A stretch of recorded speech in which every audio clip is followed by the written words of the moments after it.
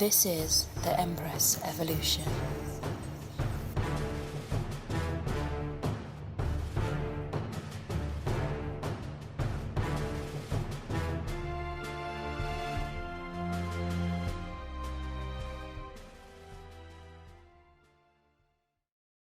Welcome to Earth School, fellow philosopher. Spoiler alert, you're a multidimensional being with powers you may have thought only existed in stories. Faith or folly, round here we do it all. Many lives, many levels, many masters. Whether it's learning how to cook a healthy meal, navigating the spiritual life, processing our feels, or saving the planet, we're here for all of it. This is the Jessamyn Shows, presented by Empress Evolution. All right. Welcome, Lucy Davis. I am so thrilled to have you on the podcast. We've been having many laughs before we started recording, so let's just go ahead and bring that energy forward into this interview. Lucy Davis, you're a breath of fresh air, that is for sure. Like, there's been so much stuff going on that's hard to look at, hard to deal with. It can really bring our spirits down, but every time that I witness anything that you're saying or see some of your posts, I'm just like, oh, I love it so much. You're just so good. And I'm really grateful that you're on this planet doing the work that you're doing. So if you want to give a proper intro, that's fine. But I feel like most people know who you are. But I would love to hear a little bit like how you introduce yourself. Give us your elevator speech. Give you my spiel. Okay, so thank you. It's always nice to know that you are a glimmer of light for people all around the world. And I guess that's kind of where my journey started. You know, I've always been this happy-go-lucky child. My grandparents and my mum always used to say, like, literally, they'd put me into a playground where I wouldn't know anyone, and I would just round up all the people, and I would have best friends for life, kind of thing. And I think it's actually a really beautiful quality, especially in times like now. We are so depressed. You know, the world is so depressed. We don't know what's going on. I don't know about you girls, but I feel as if I'm in a really weird narcissistic relationship with the government. So it's just an odd time right now. And to be honest with you, if I can be a glimmer of hope for people, then that's all I want to do right now. You know, my journey is I'm here to wake up the masses. You know, long story short, I'm here for humanity. I'm here to awaken them to their truth and their potential. I'm literally the love queen. Literally everybody knows me as Lucy Love, from back in the day, from when I was about 16, 17. Everyone's always called me Lucy Love, and I never really got it. And then when I started doing Self-Love Club and, you know, doing my own business, I was like, oh my gosh, it really does make sense as to why everybody used to say that. But yeah, basically, you know, I used to work on the trading floor.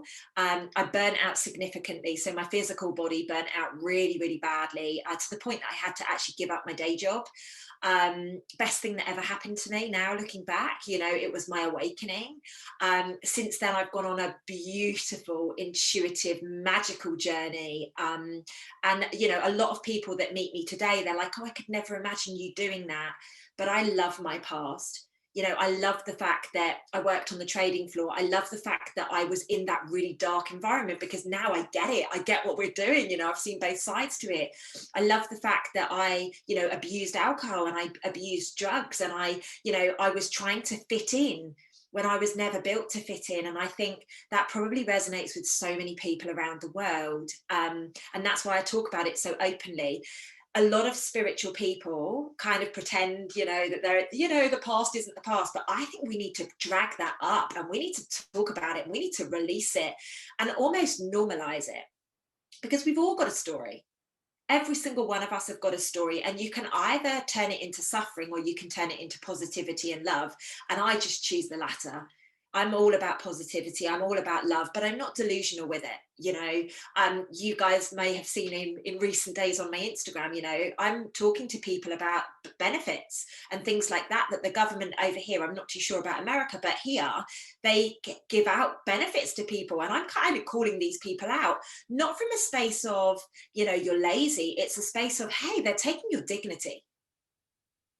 You know, so as much as I am positive and love and light, I will rip that plaster off very, very quickly and very, very harshly, you know. So yeah, I feel like it's a gift to be alive at this time right now. Don't get me wrong, like we were saying before, there's days where we're like, what are we doing? Like, why did we sign up for this? But those days are very, very infrequent for myself, thank goodness. 4 years ago, when I was seeing everything that was coming, I honestly, I wanted to tap out of that journey, I'll be honest, you know, because I astral travel quite a lot. I see what goes on in tunnels, and I've seen what's happened with the children. Thankfully, I haven't had firsthand experience this lifetime, but because I've seen it, you know, 4 years ago when it was being exposed to me, I didn't want to be on that journey anymore. Literally, I just didn't. It was too much. However, now I've got the confidence and, you know, the grace, I guess, to speak about it, because although I haven't physically been through it, I've metaphysically seen it, and I want to make sure that people are safe. And quite interestingly, I've got a lot of clients that have been through, whether it be ritual abuse or, you know, come from a paedophile ring or something like that. So, you know, everything aligns perfectly, even when it doesn't make sense. Like, none of this makes sense right now, but it's starting to perfectly align for us so that we can awaken the masses, and that we can actually start stepping into our truth and giving permission to others to do the same as well. Oh, You know?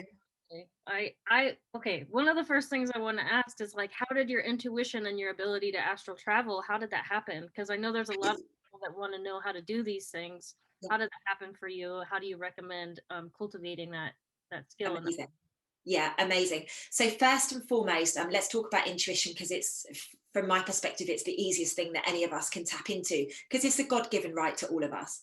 There isn't one person on the planet more intuitive than others.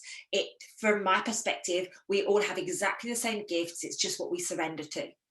Okay, so first and foremost, if you can turn off the monkey brain, like literally drop into your heart space with absolutely everything, and don't question it. You know, if you keep getting Brazil, Brazil, Brazil, and you're like, why does Brazil keep coming up in my head, and a month down the line you're still getting Brazil, Brazil, Brazil, chances are you got to go to Brazil, or chances are you need to read a book on Brazil or something.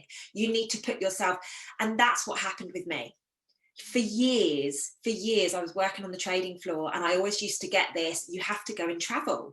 So I would go on holiday, and I'd, you know, do the things. I'd go on cruises, I'd go on like beautiful trips all around the world, but I kept getting this thing, no, you need to go and travel. And I got to about 32, 33, and I was like, I am way too old to go and travel. You know, I'd done a bit when I was younger, about 18. Yeah, I know, Stephanie, good face. You sum it up completely, but I was like that at the time, right?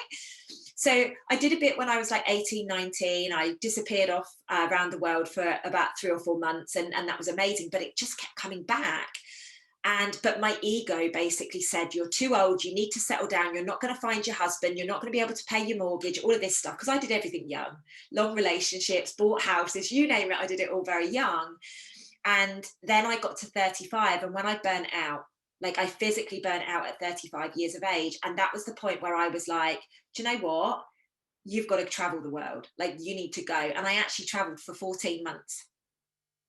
Literally quit my job, and I was on a lot of money, huge 6-figure salary.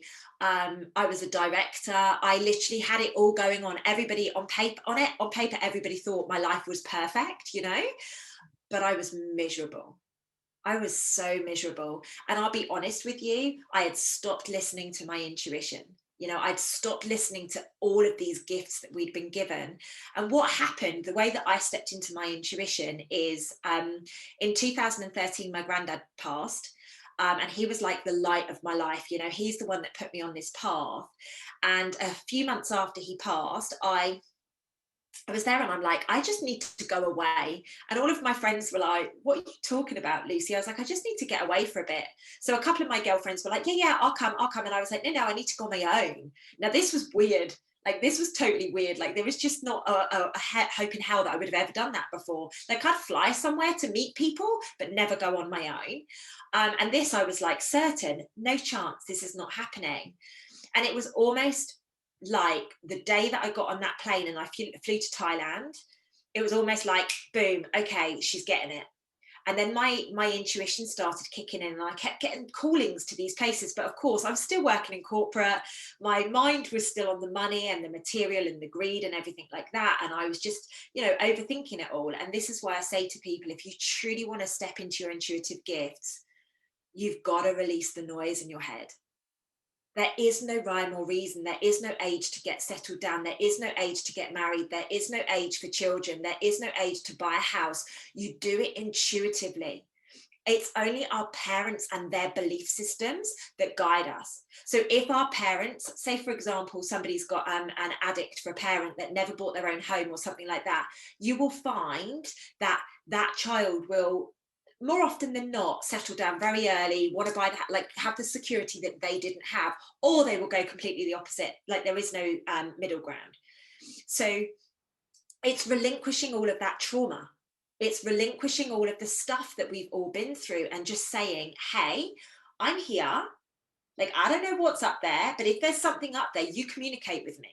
You show me where you need me. And that's essentially what I did in Thailand. I'll never forget, I landed there and I was like, what am I doing? I'd gone over there to do some boxing because I do Thai boxing.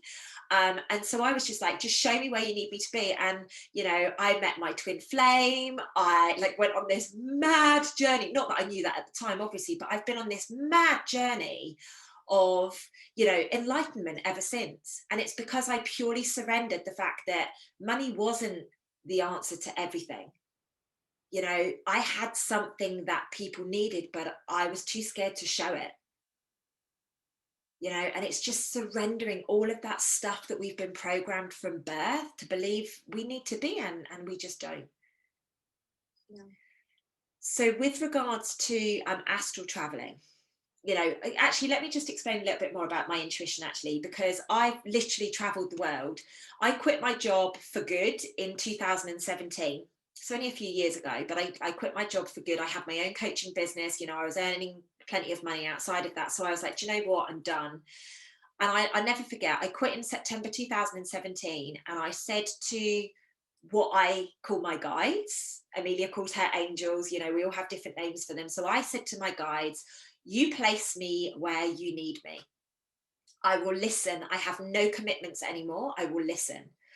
I got a calling to go to Dubai within 3 weeks of my quitting my job. I went there. I actually ended up jumping out of a plane. And when I jumped out of the plane, I've actually had a couple of people look at the pictures. There's UFOs in the pictures. Like, it's unbelievable. And it was almost like I looked at everybody's pictures and I'm like, why are mine the only ones with these, what I was calling orbs, but I've actually had them looked at properly and they're actually UFOs. Like, it's unbelievable, right?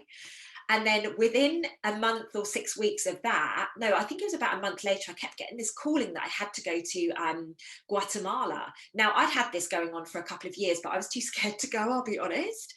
And I actually surrendered, and I went on the biggest journey of my life. I was in Miami for a bit. I went to Cuba. I stepped really into my divine feminine by going through this process. It was really, really interesting. And then I ended up in Guatemala, and I probably had one of the most profound journeys of my life, to the point that I did a video on it on Facebook before I was banned 6 months ago.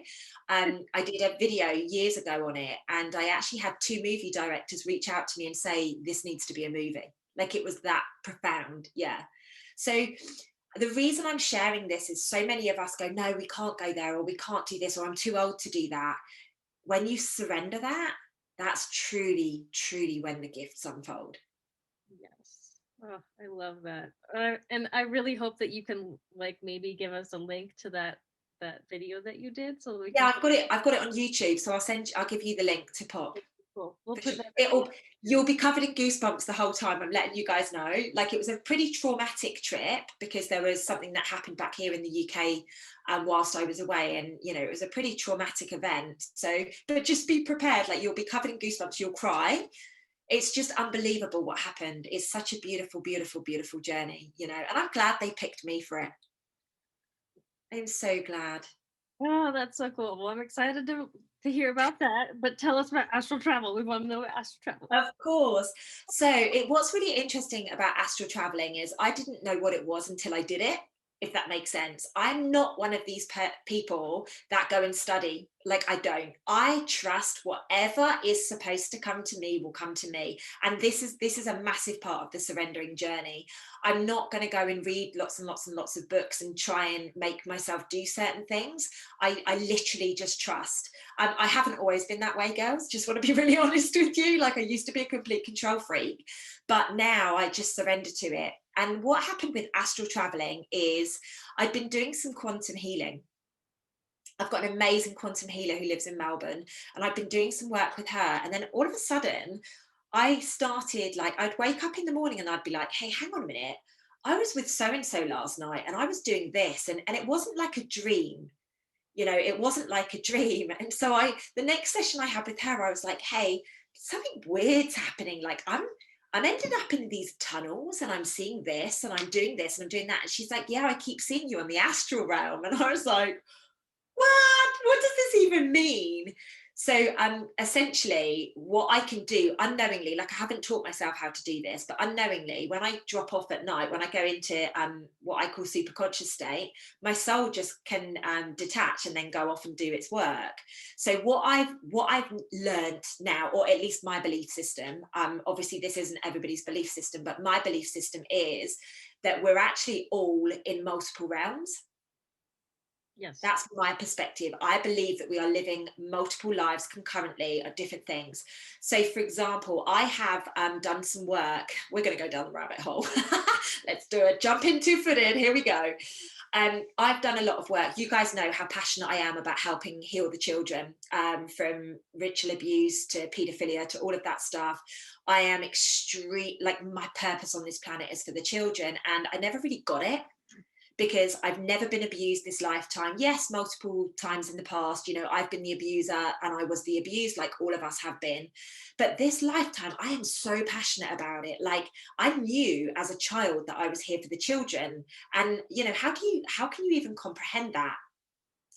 And about, I don't know, maybe 3 or 4 years ago now, no, perhaps not even that long, maybe 3 years ago, I was doing some work, and I actually traveled to about a 5 or 6 year old version of myself that was living in Sydney. Now, everybody that knows me well knows that I spend a lot of my time in Sydney, and I've never got it. I've always been like, I don't know why I need, other than the fact my twin flame is there, that I didn't know that at the time. There was just this massive draw to be in Sydney. I had to be there. England doesn't feel like home to me. It's home, but it doesn't feel like home. Sydney feels like home. And what is so fascinating is I was doing some work one day and I was meditating, and I actually went to my 5 year old, 6 year old version that's in Sydney, that's actually in a ritual abuse scenario. I was going to go a little bit more down the rabbit hole, but I won't. Just because if I don't know where this video is going to go. But I basically went to her and I witnessed myself in a scenario where I was being abused as a child, as a 6, 7 year old girl in Sydney, and I could pinpoint the exact location where she is. It was very, very interesting. So, again, I haven't gone off and studied loads on YouTube or studied books or anything like that. What I have basically said is, listen, I will do whatever work you need me to do, but you need to give me the gifts to be able to do it. And then obviously you need to supply the funds for me to be able to do it, because flying back and forth from Australia is not, it's an expensive job, right? So that's how I believe my whole business has been created with Self Love Club and the other things that I do. It's a global brand. Before we got locked down, I was doing seminars like every month in different countries. It was absolutely phenomenal. And it's because I have this connection with whatever you want to call it, God, your guides, angels, whatever you want to call it. I literally just say to them, look, I will do whatever you need me to do. You've just got to give me the gift. You've got to remind me what I already know, because that's all we've done is we've come into this physical vessel and we've forgotten. So I wish I could give you a tip. I mean, some people have said to me, what you need to do is you need to fall asleep and then you need to set an alarm and get up and then go back to sleep, and that's how you astral travel best. I've never done that, not once. I literally go to sleep, and then I literally, now I can feel myself going, and then I see people on the way. Like, I've a random woman that I met who lives in on the Gold Coast in Australia. I'll like pass her at night and I'm like, hi. You know, it's just so interesting what happens when you allow the flow to take place, because that's all it is. It's, you're allowing the flow, but we can all do it. Ugh, that's. Do you think there's a difference between astral traveling and like having like really vivid dreams, like dreams within dreams within dreams? What's Yeah. the difference there? Yeah, so for me personally, I actually when I'm astral traveling, I can kind of like ask myself if I am doing that or if I'm in a dream. You know, it's a bit like lucid dreaming, right? You can actually ask yourself the question, is this real or is this not real? With When I astral travel, I wake up in the morning with a totally different feeling to when I've dreamt. Okay. You know, I know I have been there with somebody. You know, every now and again I can set the intention to be with somebody, which I don't do very often. I don't like to frig the system, if that makes sense. I literally surrender to this, and I trust my soul is going to take me wherever I'm needed to be. I do my best healing work at night. You know, that's when I really, really heal Mother Nature. That's when I really heal children. That's when I really heal humans. A lot of people say to me, oh, I dreamt about you last night. And I'm like, oh, you're welcome. Because I know if people dream about me in the sense that I'm there, but not necessarily like dictating or like giving them, you know, advice or something, I know it's because I'm healing them. You can come and visit either of Steph and I anytime you want. Anytime. I have a question then. If you're doing most of your work in sleep and, you know, me and you, we've done meditations, how does that work differentiate for you? Because for me, meditation is when I can touch the astral realms and I can ask, is this real or not? But in sleep, it feels like I'm doing more of a cache clearing. Like it's out of my control. And I wake up being like, oh, we just like cleared a lot of subconscious emotions and whatnot. So I was wondering what the difference is for you. Yeah, so for me, when it's really interesting because I never get tired. This is the question that people always say to me. If you're working all night and you're working all day, you're working with different people constantly, like how do you not get tired? And a bit like yourself, Stephanie, when I'm awake, I can get into the cellular level of humans. So I can speak to people and I can give them goosebumps without even trying, because their cells recognize the vibration at which I'm at. And that's my gift to humanity when I'm awake. When I am asleep or when I am in like a super conscious state, it's almost like my soul can be in 12 different places at the same time. And that's how I can do the massive amount of healing that I do. I've woken up before and I'm like, shit, I was in Australia last night, I was in America last night, I was here last night, I was there last night. And of course, in your physical vessel, you can't possibly do that. You literally can't do that. So it's a case of, you know, I have to surrender my soul to do the masses, but then I do the masses, but on a different level, on a cellular level, from a human perspective when I'm awake, if that makes sense. But I don't get tired. It's very rare I get tired. Very, very, very rare that I get tired. So it's such an interesting scenario. It makes sense that you don't get tired because you're just so connected. You're being charged, right? And Yeah, because you're willing to give out, you're constantly being filled back up. So there's this like reciprocal energy with source that keeps happening. But yeah, exactly. I'm the complete opposite of yeah, that's neat. Isn't it Yeah. interesting? Isn't it interesting Yeah. how we work? You know, and this is the beautiful thing about it. And I love the fact that you've brought that up, because now doesn't matter. There's no right or wrong. You know, we've all got different gifts, and that's the whole beauty. That's why we're here.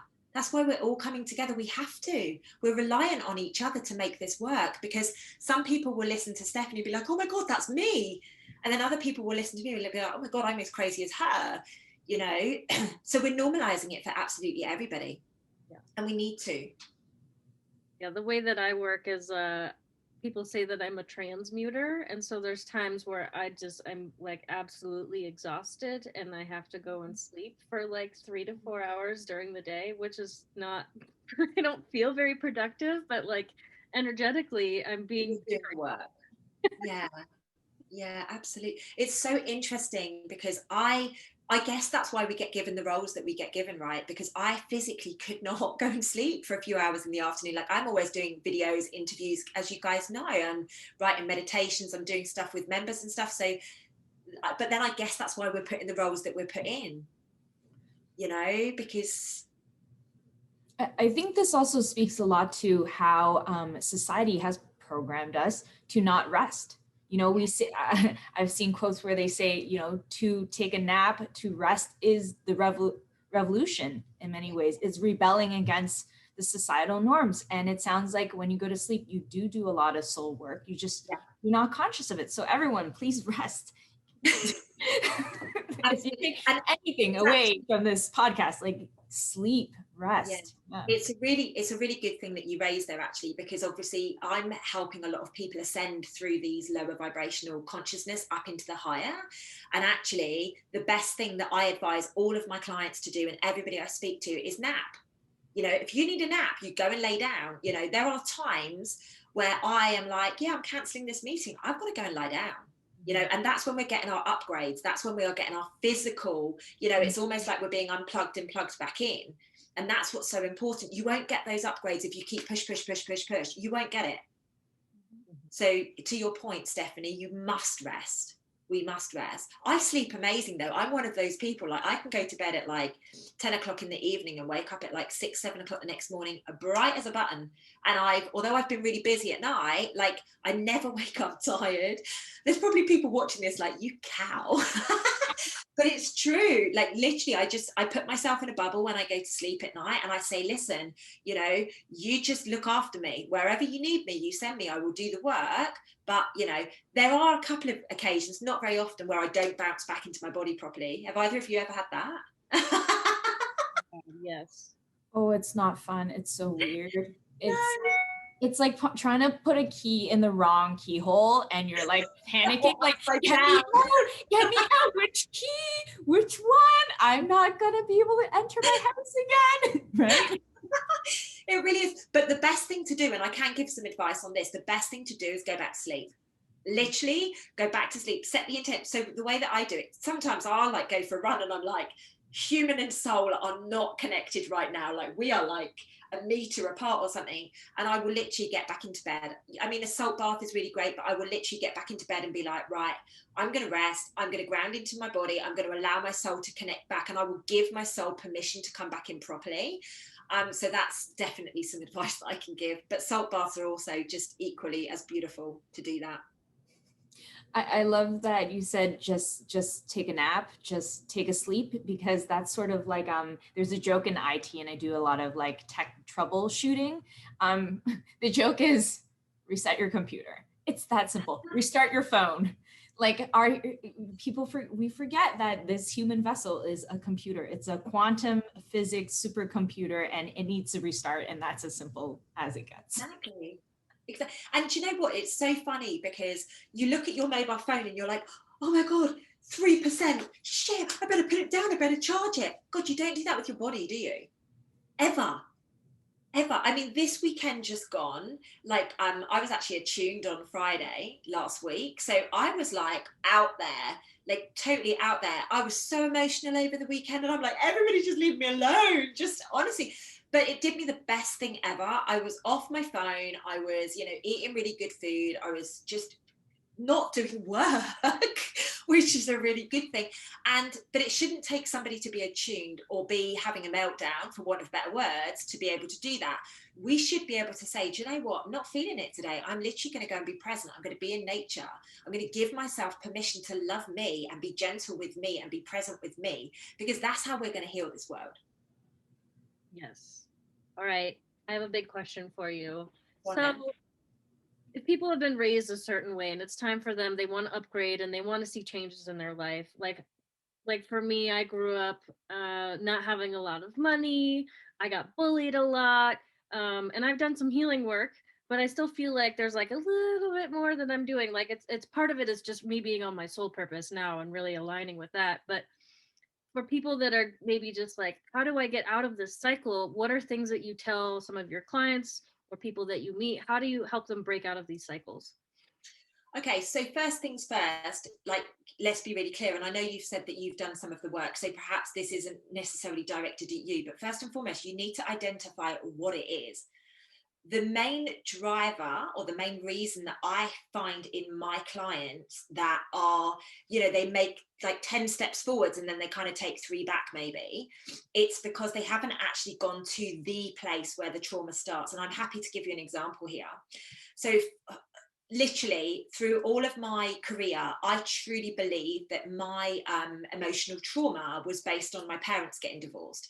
Because basically, when my parents got divorced when I was just 16, my sister within weeks told me that she was a crack and heroin addict, like literally within weeks. So you can imagine that as one massive amount of trauma. I was a real daddy's girl. My dad left. The next amount of trauma, my sister that's 2 years older than me, all of a sudden I'm like, oh my God, I didn't even know anyone that did heroin. Do you get what I mean? Like, I heard of it, but God, who would even touch it? And there's my sister telling me she was a heroin and crack addict. So to me, I thought that those two scenarios had compacted what ended up being my emotional trauma, ended up being what I call my bullshit story.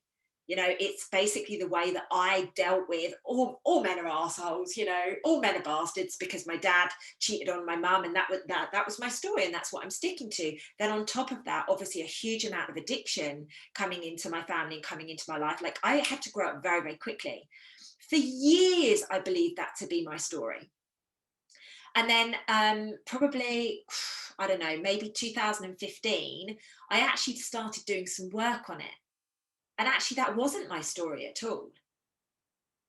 At 8 years of age, that's when my story started. And it was a conversation, like a real flippant conversation, that ended up me creating a whole drama in my head that got in my cells, that then eventually was cemented and justified by my dad's behavior.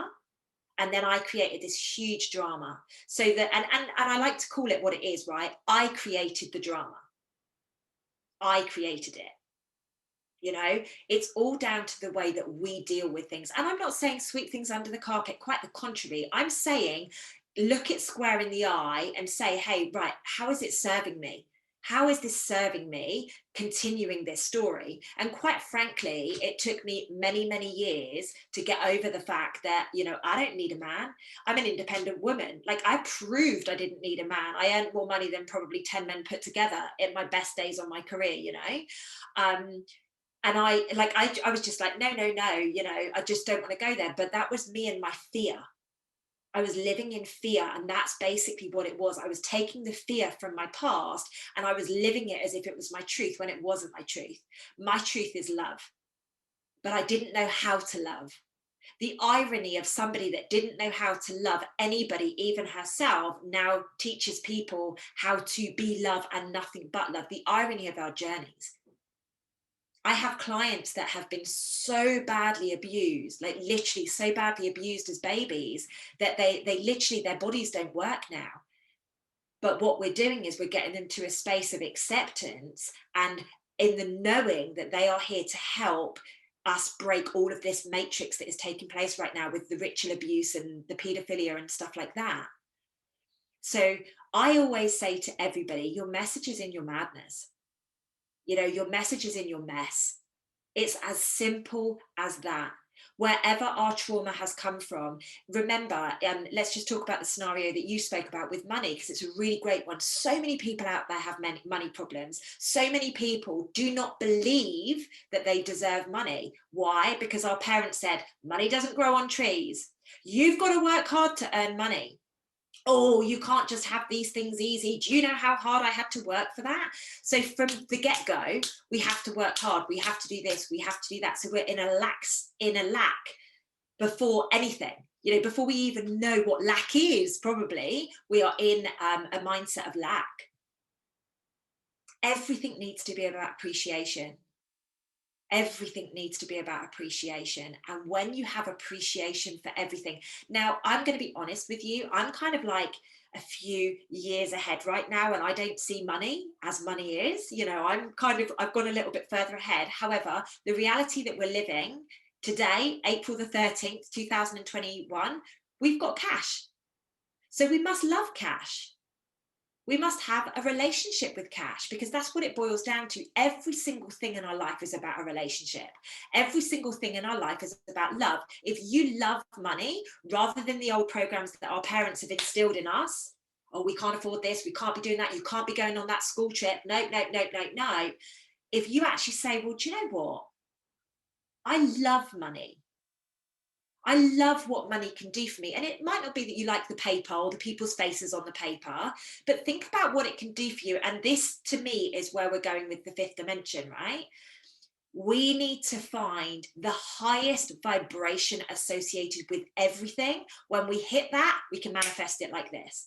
Mm-hmm. Truly, I believe it. I've literally just taught my members a couple of months ago how to manifest in the 5D world, and all of them are like, oh my God, this is unbelievable. Like someone's got a new 100 new Reiki clients, literally just by recognizing the highest vibration. So let's look at the money scenario again. What can money give you? Like, what is the highest vibration of money? If you sit there and go, well, I want a new house, they're not going to deliver that. But if you say, I need the freedom, I choose the freedom that money is going to be able to give me, so that I can have the house to bring in the kids that need to be healed, or have the house to do the radio station, or whatever it is that you need the house for, that's the vibration that's going to get it delivered. This want and this need, it's so last season, for want of better words, it's so last season. We're not going there. We need to choose the highest vibration possible and stick with that, because then the universe knows exactly what to deliver.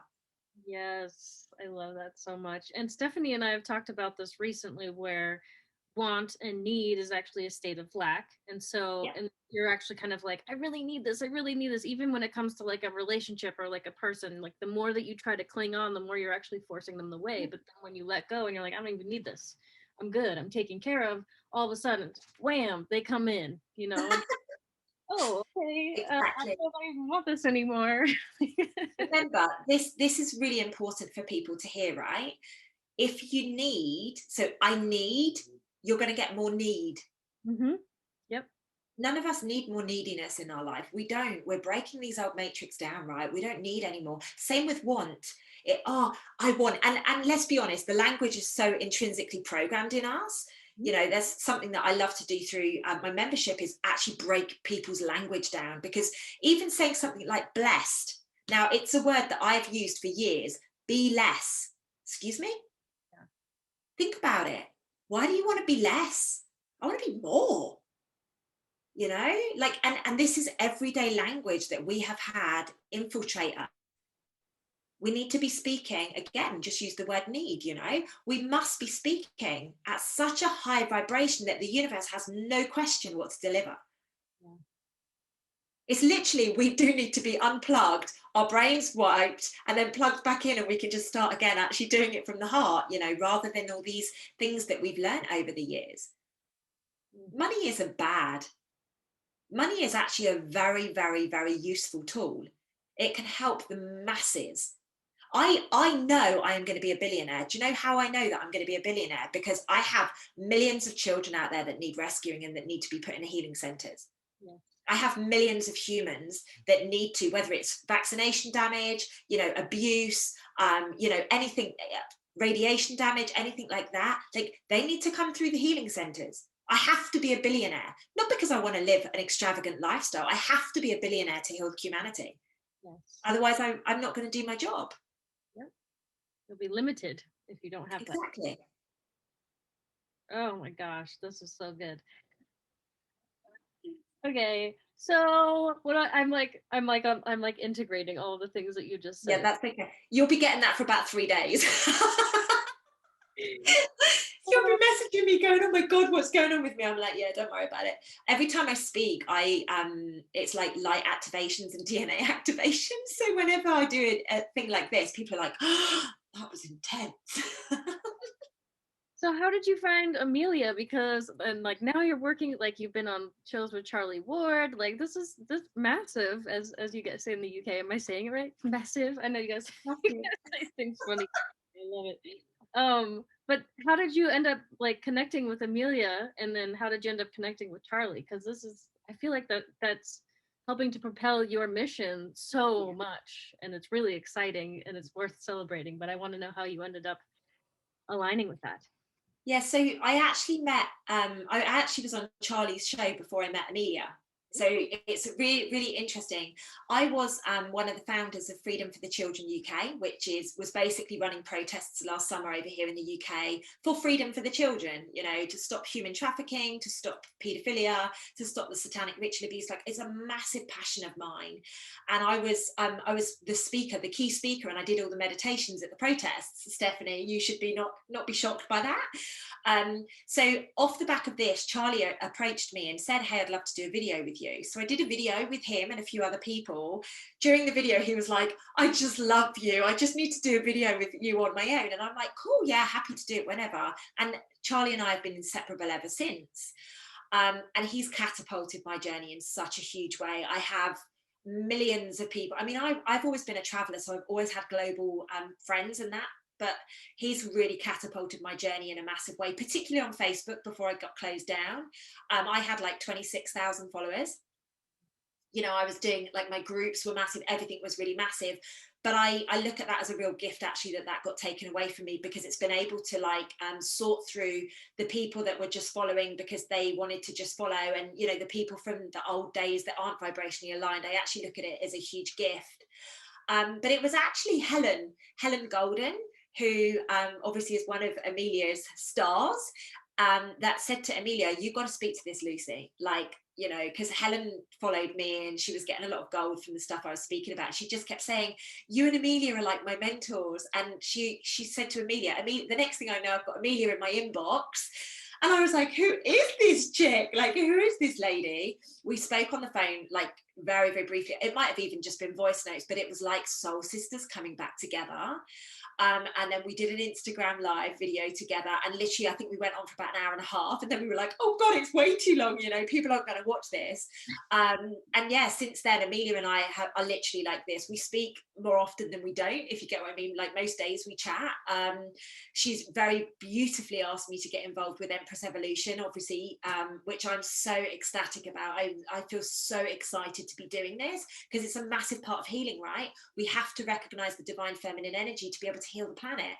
So it goes perfectly hand in hand. And Amelia and I are working on some things behind the scenes that are going to be very exciting, very, very exciting for the future. So I'll be working a lot more with you lovely ladies, which is really good.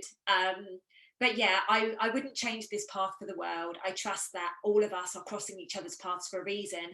And, you know, like Charlie has done for me, I often give airspace on my YouTube channel or whatever to other people so that they can get their little leg up, you know, because I'm so grateful to Charlie. I'm so grateful to Amelia for the opportunities that have arisen, and many other people, but obviously they're the two we're talking about, you know. And I just feel that you've got to give it back.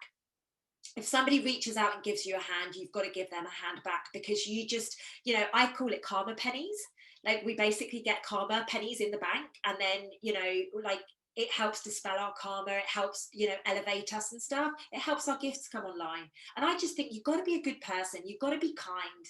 No matter what, you've just got to be kind to people. It doesn't cost anything to be to be kind to people. It actually costs you more to be nasty. It takes more energy to be nasty to somebody. So if we can imagine the planet being taken back to love, just imagine it.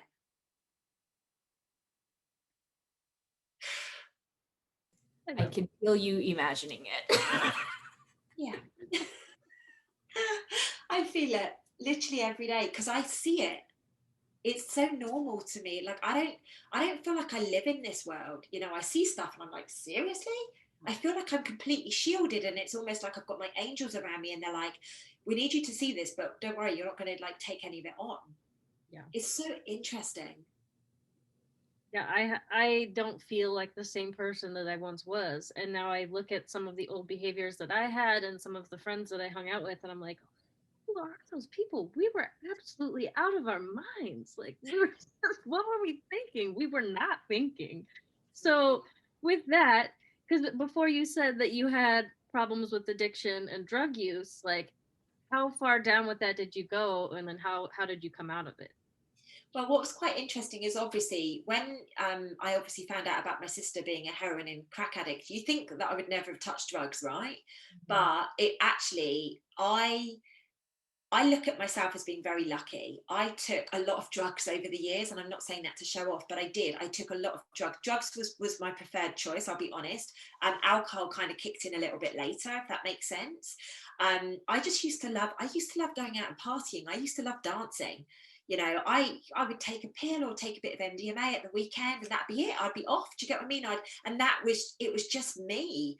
Um, but then, you know, Coke started to come in, and it would go like on a Thursday night through to a Sunday. That's an addiction. Yeah. You know, there would be, you know, at my worst, there were, I'm not going to tell you where it was, but I'll never forget. I finished work on a Tuesday at 5 o'clock one Tuesday. I went round to my friend's house. We started getting on it until 5 o'clock in the morning. I would literally go home, get showered, go to work, you know, and then like obviously I'd sleep that night, and then that would be it. Thursday through to that Sunday, I'd be back out. That's an addiction. Mhm. Like I never had to check into rehab. I never had to do any of that stuff because literally one day I just went, boom, I'm stopping. Like I did with cigarettes. I woke up one Monday morning. I used to smoke 20 a day on a normal day and 40 a day on a day that I was drinking or taking stuff. And literally this Monday morning, I woke up, I was driving to work, was having a cigarette, and I went, that's disgusting. Threw it out the window, never smoked since. Yeah. Literally, it was like my soul went, no, just no. And that was 11 years ago. So, you know, and I did the same with drugs. I just made a decision. Like it wasn't serving me. I didn't like the person that I was, particularly when I did Coke. It stopped me from talking, and I'm a talker. You know, it just doesn't make sense. It just wasn't in alignment with me. But I wanted to fit in. I Mhm. wanted, you know, like everybody else that didn't do that stuff was boring. They never wanted to go out, you know, or at least I thought they were boring because I wanted to go out and I wanted to meet people and I wanted to experience that stuff, but I didn't want to be doing the drugs, but I wasn't strong enough to say no because I wanted to fit in. You know, it was just a really weird cycle. And I feel that this is the norm for kids growing up now. You have to go through that. You have to drink alcohol. Where you don't, but it's part of the program that they've put us in, you know, and it does take a lot. I had to break away from all of my friends. Like nobody was not drinking or taking drugs, you know. When I took myself out of that situation, I lost everybody. And then I became boring, and then people called me weird because I was all spiritual. You know, I went on this huge awakening journey, and of course I was like, nah, I don't really fancy going to the pub, or I don't really fancy drinking, or I don't fancy going out till 5 o'clock in the morning. And of course then you're weird, aren't you? Oh, what's wrong with you? What's, you know, who's upset you? Nobody, mate. I'm just on my enlightenment journey. You know, and that's going to dull me down. um so I guess my advice to anybody out there that is struggling with addiction is you've got to recognize that you're worthy of not putting those things in your body. That's the first thing. It's about self-worth. It's about self-love. You know, we don't take drugs because we love ourselves. We take drugs to forget who we are. We take drugs or we drink alcohol because we need to fit in with our friends. Now, if you need to do things like that to fit in, are they really the people that you want to be fitting in with? It's questions we need to ask, right? Questions we need to be asking. It was that I feel like that's one of the biggest things that I've noticed in life is that so much of humanity just wants to fit in, right? Yeah. Even with going along with the mainstream media, like, how dare you question any of this stuff? And I'm like, dude, are you serious? Like, why would I not question this? This is absolutely insane. Like, I'm not trying to fit in anymore. And that was part of the bullying that I experienced when I was younger. It was like, I always kind of went against the grain. I always kind of thought for myself, and that, like, it irritates people sometimes. I'm like, I used to care Sometimes, so much. I used to all care. the freaking time. I don't care anymore. I don't care if it upsets you. Like, I love you. I'm just trying to help. That's all I'm trying to do. I'm trying to speak my truth and live from my truth, and that's that. And if you don't like it, like, there's nothing I can do about it, right? I'm not here to try to harm you. I'm not trying to here to like hurt you in any kind of way. Like, if anything, we're fighting for the same things. We're standing up for the same things. It's just that we're not seeing things the same way. So that's my little spiel for the moment. Stephanie, you had your hand raised. Is there something you want to say? I was going to mention like the need to fit in is intrinsically wired in our DNA, because back when we were hunters and gatherers, which was not that long ago, to be kicked out of the tribe equaled death, because you cannot operate on your own in the wild. And we still have that programming within us. And that's where that shift from survival mode to thrive mode happens. You no longer worried about being abandoned because you're sovereign. And then that's the path of ascension and to enlightenment. It's shifting that entire hunter and gatherers mentality to like, oh crap, I have to do this alone and I'll be okay. And that's shutting down the monkey brain and the reptilian brain and being like that way now. So I just wanted to mention that. Yeah, no, it's beautiful. But what people don't recognize, the little tidbit that most people don't get told along the way is when you say, hey, I'm not going to fit in anymore. I just want to be me. I just want to, no limits. There are no limits to this. What happens then is you find your soul brothers and sisters. Mm-hmm. And actually you're not on your own, and you never feel alone again because you've got your soul tribe with you. But nobody tells you that bit. Yep. And it's because that's after the part of being like, I'm okay being alone. Then you get everything. It's the test. Needing anymore, right? Exactly. Yeah. Once you don't need it anymore, you get a new level of what you thought you needed. It's all around neediness, right? It's all around neediness, and we are programmed to need. We need to look better. We need to be thinner. We need to have longer hair. We need to have a different color hair. Like we've literally been programmed since birth to not think that we're good enough, when actually all of us are divinely perfect.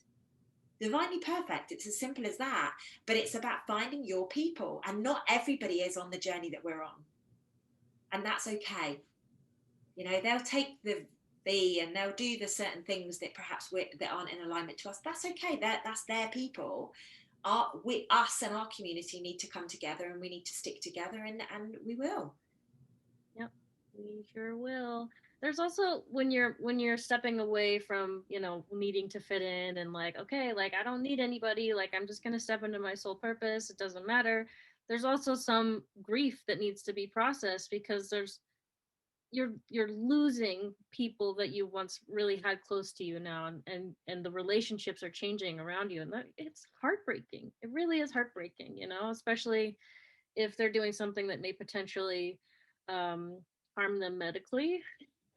We don't know what's going to happen, but there are some risks involved with some of the things going on in the world right now, and it's really scary, and so I think part of my tiredness that I've experienced recently is knowing that there's people around me that are doing this, that are just like taking the bait and they're just following the propaganda, and I'm like, but I love you. Wake up. But that's all you can do. That's all you can do, is just love people and just honor their soul journey.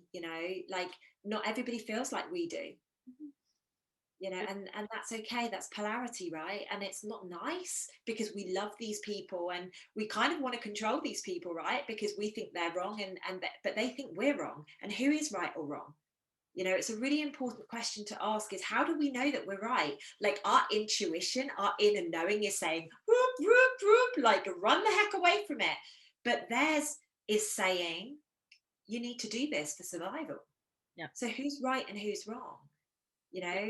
This relinquish of judgment is what we need to be doing. And we need to be saying, all we need to do. And I actually I've got a client who, she came to me and she was like, oh my gosh, my partner's going to do this thing with the V, and like I don't know what to do. And I said, if you have information that you haven't shared as to like what may be able to change their journey, share it with them from a space of love, and then you have to cut the tie, because it's ultimately their choice. Yep. Because if you control and you dictate, that's going to come back and bite you on the backside at some point. So all you can do is share facts with love and hope and pray that they make the right choice. If they don't, you have to accept that it is their soul contract. It's their journey. How do you know they're not going to be the person that wakes up the whole world by doing the action that they've taken? Mm-hmm. We can't stop that. We need it for humanity. We need it for evolution.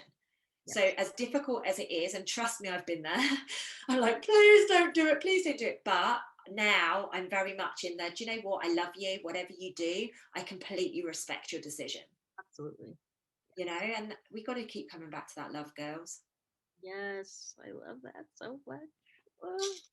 The old control freaks in us trying to rear their heads once again, and we're like, no, no, no, no, we're not doing the control freak thing anymore, even even on our spiritual path, right? Well, our ego, right? Our ego is just, it's been in charge for such a long time. And even when, you know, we've done the work and we've been through the programs and we've, you know, revisited it 10 times over, like every now and again, he or she is going to pipe up.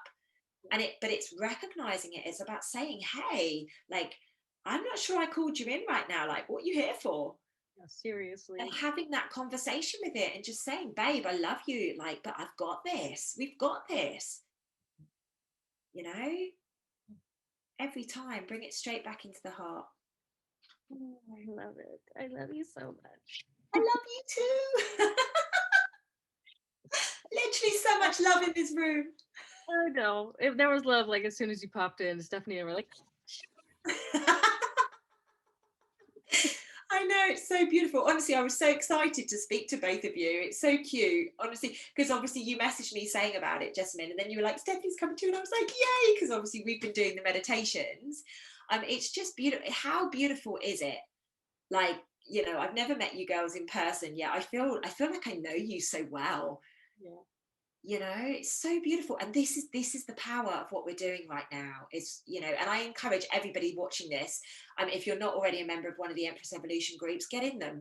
Like, we need you, we need your support, we need your sisterhood. And we would just love to get to know you all. Like, this is a mission that's going to take over the whole world, so you may as well get involved now. You know, because the divine feminine is rising, and we need this. You know, we need this to change the world together. So jump in one of the groups. We got groups all around the world. We've got groups for boys now as well, haven't we? So We do. you know, we need to get these groups bubbling a little bit more. My UK one is going crazy. Yeah, one of the things that Amelia helped me work through was breaking out of like kind of staying safe, staying small, staying quiet, like kind of filtering, like always wanting to be right, making sure I'm never saying anything that would maybe step on anybody's toes. And I was just like, I can't do this anymore. And she really helped me break out of that. And one of the things I've noticed with a lot of the clients that I work with through the coaching is there's some people that they're so used to just staying quiet. They don't want to speak up, right? Because it's safe to stay quiet. That's why they're your clients, babe, because they're mirroring your truth back to you. Yeah, it's and that's like another thing that we kind of touched on before is like your greatest weakness will become your greatest strength. It really will. Exactly, babe. Exactly. It's bingo. You know, And and if, how much. Oh, sorry, Stephanie, go on. oh, I was just gonna say that you guys bringing up the groups that we have is a perfect place for people to learn to speak up too, and that's what happened to me. I was so afraid to say anything, but it felt like a safe space for me to start talking about the weird things I was into, right? So yeah, if you don't feel like you have people you can talk to, if you join one of the groups, we are all ears, and you know, we've been through what you're going through, and you know, let's do it together so you don't have to do it alone, because it's more fun. The company just makes it so much more fun. It really is. Yeah, it's beautiful. It's beautiful. I would join if I wasn't already joined. But I'm already there, and I'm like heading up the UK, so I'm kind of like I'm wading through it all at the moment, but everybody is welcome. And literally, when I say we've got groups set up all over the world, we've got groups set up all over the world. We've got specialist groups around, you know, sexual predation. We've got groups for boys, like I was saying, you know, and actually I've got a lot of men reaching out to me saying, I know you're doing all this great work with the girls, but what about us boys? And I'm like, oh, you're welcome, come on, you know, we'll pop you into this group. So boys, we haven't forgotten about you either. And we want you in here. We want you healed so that we can like have all the amazing relationships. so ready. Yeah, if you guys could hurry up, please. Please hurry up. You know, it's not about being liked. That's one of the things that I see men afflicted by a lot is like they really want to fit in. A lot of the ones that I've encountered, it's like they really don't want to not fit in, right? Because if they fit in with the guys, then that makes them feel more secure in their manhood. Of course, this is me looking from an outside perspective, and I'm not speaking for all men, but for me, I see that as limiting them so much. And I'm like, if you would just maybe honor the feminine side of you and honor the feminines around you and what they have to say, man, you would just skyrocket. You would be so fucking sexy. The other thing is as well, though, what we've got to remember is that these guys have been conditioned to, you know, feminine is weak, you know, communication is weak, you know, it's vulnerable, and that's not a good divine masculine trait. And I always like to say, like, that is just out of date masculine. Like, the divine masculine actually stands up, supports, protects. I was explaining it on a video yesterday, I think, with my members. You know, divine masculine is like the riverbed, and the divine feminine is the river flowing through it. They're both essential to the journey, essential to the journey, and we must recognize that we can't have one without the other. Like, all of us have both. It's about how you're going to balance yours out. I've used the exact metaphor for the feminine and masculine. Oh wow, exactly. Yeah, because that's the thing. The masculine is the container for the flow of the river, and if you just have water without containment, then you don't have a river. You just have water. What happens when it floods? Destruction, right? And this is exactly what I was saying yesterday. Like, you can either accept that there is both of them and work with them, or you can cause destruction. Mm-hmm. Mm-hmm. Beautiful. Yep. So we should probably wrap this up. We should do another one day. Yes, as many as you want. This is fine with me. So how can people find you? What's next for you? Like, what are you most excited about moving forward? Because there's a lot of things that are developing right now that I'm just kind of, they're mind blowing, and I'm like, don't get too attached to an outcome, but like, it's difficult though, isn't it? Right? So for me personally, I'm just in June, I'm actually launching I only take in members once a year with my program, because it's just so full on and amazing. So that's in June. So that's really exciting.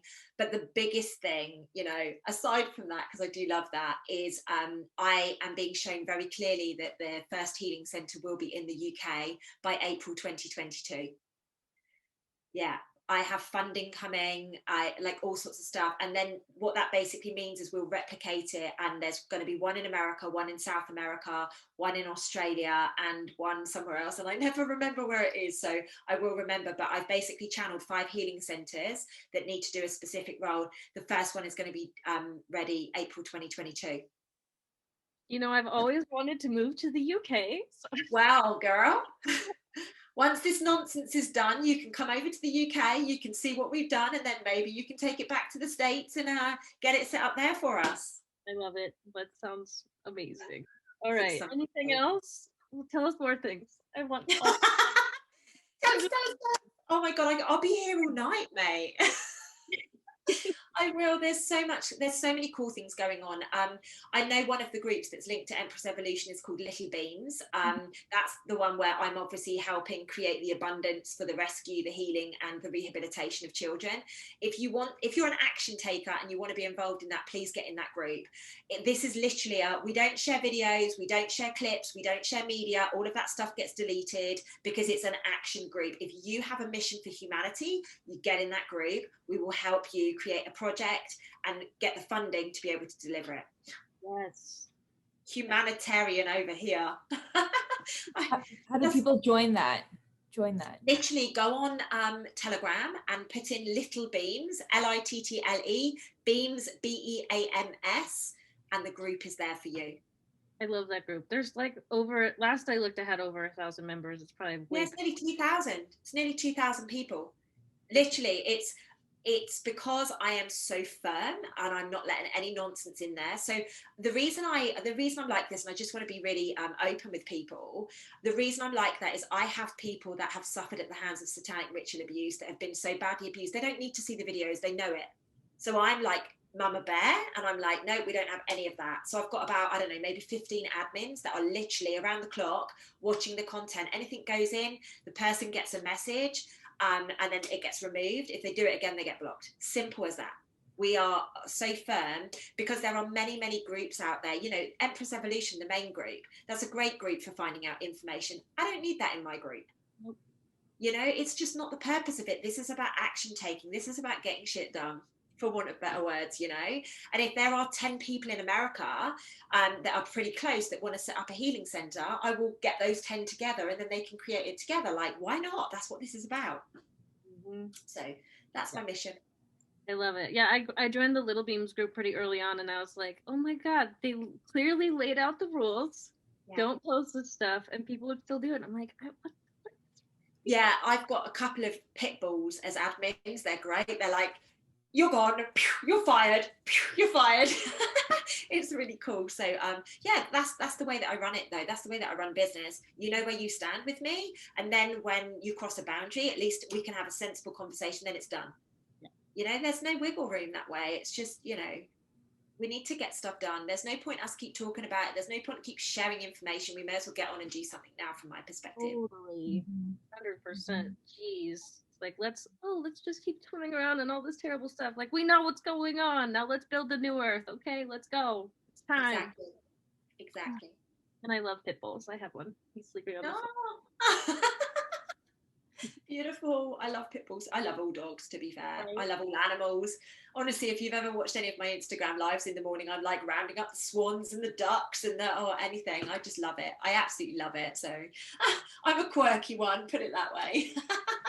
I love that. Yeah, I love to sing, and I remember one day I was singing just like along to, I think it was a Feist song, and this squirrel that was like a block away came scurrying along the street, and he scampered up the tree that I was sitting next to and like went right out on the branch right over my head and just like sat there and started listening to me. Oh, that's so cute. Stuff like that. So I think we've got some similar magic there, you know. I think we all have that capability too. It's just like if we're in that flow and really in that peaceful, loving place, like it's so magnetic, you know. I agree. Spread the love. You girls are amazing. I love you. Love you. I think you should come and do a video on my YouTube channel at some point as well. I know I'll put this on there, but you know, we need to do a specific one for me. Yeah. Steph and I are all about it. We'd love to do that. Yeah, I would love that. We need to do more videos like this. It's beautiful. Thank you for having me. You're welcome. Thank you so much for talking to us, sharing your knowledge, and just being such a beautiful ray of sunshine on this planet. Thank you. Thank you. Thank you so much. Love you.